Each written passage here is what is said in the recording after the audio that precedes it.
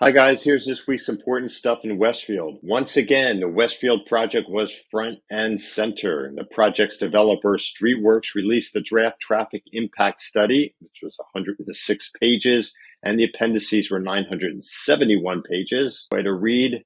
What did that reveal? On the real estate front, how has Westfield fared in this tightening real estate market compared to our neighbors? And what's the latest with mortgage rates? Town updated its project FAQ page. Has the town been transparent? Hi, I'm Rich Hopen. I'm the creator of the weekly newsletter, Important Stuff in Westfield, Town, Real Estate, and Business News That Matters. I write the weekly newsletter, I make YouTube videos, and I have a podcast. And I'm a real estate broker with CØMPASS in New Jersey, focusing on Westfield. Before I jump into this week's news, if you could do me a huge favor, hit the like button and subscribe to my YouTube channel to stay up to date with the important stuff on Westfield. Also, I'm happy to share the newsletter directly with you. It's sent out via email.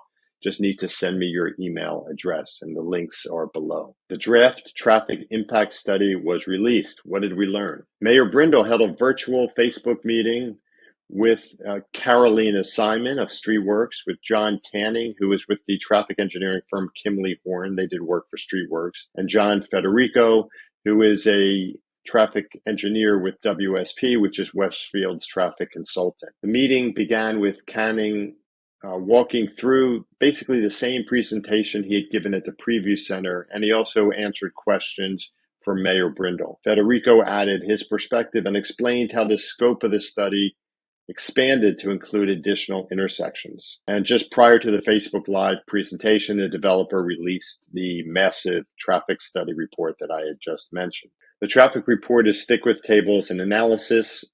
I found it challenging to understand how the data led to broader findings and conclusions. Fortunately, Canning's presentation puts it all together from beginning to end, and he explains the process and assumptions. So I highly recommend watching it on the Facebook Westfield page. Also, Mayor Brindle said the presentation would be posted on the One Westfield Place site along with the reports. So, what's my takeaway? My takeaway is that the project will result in more traffic, but the traffic infrastructure improvements are going to mitigate some of the impact. As he said, quote, part of this project, you're getting an investment by the developer to upgrade the infrastructure to make the existing streets work better and safer, end quote. Also, Mayor Brindle, Canning, and Federico highlighted that the draft traffic report will be peer reviewed by the Union County Engineering Office, New Jersey DOT, and NJ Transit. After attending Canning's presentation at the preview center and speaking with the developer, I'm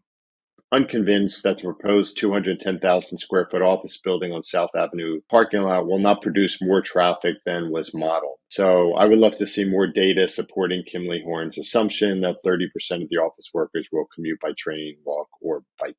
If there's no supporting data and a prospective tenant, to be a large tenant, needs additional parking, I am confident that HBC will find a solution. As a real estate broker, I used to represent corporate tenants seeking Class A office building space, large users, well above 50,000 square feet. And there's always going to be thorny issues when the parties are negotiating. I'm pretty confident HBC will be, I know they're highly motivated to make a transaction like that work, because without the first 50,000 square feet, the project will not begin. So they'll figure out a solution to the traffic problem. Real estate in Westfield. Although demand for homes has fallen because of higher mortgage rates, the supply of homes on the market has also dropped. Here are some highlights comparing Westfield with our neighbors. So what about homes sold so far this year? In Westfield, 341 homes were sold at an average sale price of $1,047,000. This is more homes sold than in Cranford, Scotch Plains, Mountainside, New Providence, or Summit. Summit sold 291 homes, and the average home sale price was higher than it was in Westfield. It was $1,383,000. So that was the average sale price in Summit. That's $336,000 higher than in Westfield. The average sale price in other towns range from $627,000 in Cranford to $846,000 in New Providence. Mortgage rates may start declining. The central bank's decision this past Wednesday to raise federal funds rates by 50 basis points might be good news for those looking to buy a home. Mortgage rates tend to follow the 10-year Treasury bonds, and the 10-year Treasury note dropped 3.51% on Tuesday to 3.49% on Wednesday after the Bureau of Labor Statistics released the latest consumer price index. Mike Frattini, Senior Vice President and Chief Economist at the Mortgage Bankers Association, said, quote, the MBA is forecasting that mortgage rates for 30-year fixed rate loans, which were 6.4% last week, are expected to drift down and end 2023 at around 5.2%, end quote. While this may be slightly good news for buyers, home prices will not decline until many more homes are listed for sale. So that's it for this week's news. But before I go, I wanted to share some thoughts. I attended the December 13th Town Council meeting and I left encouraged. I was impressed by the questions and comments asked by the attendees and the response from the mayor and the council members. As I had expected, all the citizen comments were about One Westfield Place. While there were a handful of comments about specific aspects of the project, it seemed like most questions were about the actual process. Here are some issues that were raised. I'm quoting the folks who asked these questions. Why wasn't there a public bid process for the sale of the public property? Shouldn't the residents vote on the project? Why are the residents given so little time to provide input? Did the town's engineer forcefully advocate for the town's interest? Is the developer going to share the questions asked by the residents during meetings at the preview center? Why is the developer's preview center the venue for project education? And shouldn't all the questions be presented to the town, not to the developer? So those are the concerns raised at the meeting. The mayor and several council members spoke to these concerns, and here's what they said. Residents should confirm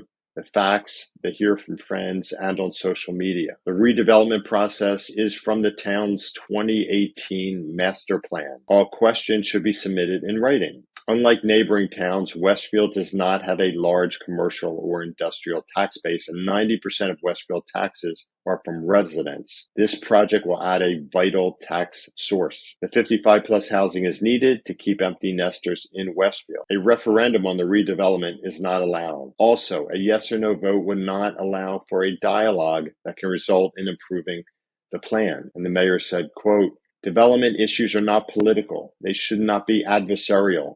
They should be conversational, end quote. Councilman David Contract added that increased traffic is the trade-off for a vital downtown, and the impact of that traffic can be mitigated, end quote. So over the last 2 months, I've reconnected with my former neighbor and Councilman Mark LaGrippo, and I've met several other council members. I'm meeting with residents who have questions about the project, and I'm getting all my questions answered by the developer. There are a lot of hardworking, smart people shaping this project who have a shared love of Westfield. My wife and I raised our kids here, and even though we moved to Mountainside 2 years ago, my heart is still in Westfield, and I'll continue educating myself about the important stuff and then sharing what I've learned in this newsletter and on videos. Everything I discussed and more can be found in my weekly newsletter, The Important Stuff in Westfield. And in this issue this past week, I also present answers to many questions about the process for the One Westfield project. Just subscribe, and it's free, by the way. Look at the link below. So let me know what you think about this video and newsletter, and reach out to me with any ideas that you might have. If there's anyone you know who would enjoy this video or newsletter, please share the video with them. And if you have any questions about real estate, reach out to me. I'm happy to answer all of your questions. So that's it, and I'll see you next time. Have a great week, and have a great holiday and New Year's.